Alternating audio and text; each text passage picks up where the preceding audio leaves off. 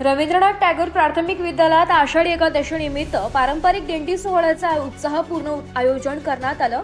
या कार्यक्रमात विद्यार्थ्यांनी वारकरी वेशभूषा परिधान करून संत ज्ञानेश्वर, संत तुकाराम यांच्या अभंगाचा गजर करत टाळ मृदुंगाच्या निनादात दिंडीत सहभाग घेतलाय।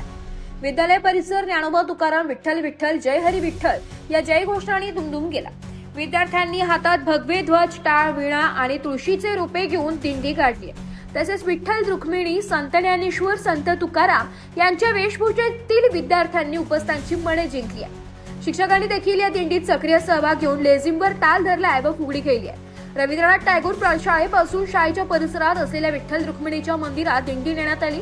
या कार्यक्रमाच्या माध्यमातून विद्यार्थ्यांना वारकरी संप्रदायाची परंपरा, संतांचे विचार, भक्ती, समता, प्रेम, सदाचार आणि सामाजिक ऐक्य यांचे महत्त्व समजावून सांगण्यात आले।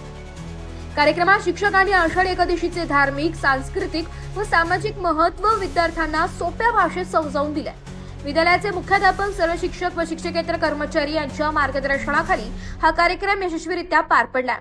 विद्यार्थी व पालकांनी या उपक्रमाचे कौतुक करत विद्यालयाच्या संस्कारक्षम शैक्षणिक उपक्रमाचे स्वागत केले। नाशिक लोकशाही न्यूजसाठी कमलेश वाघ, नाशिक।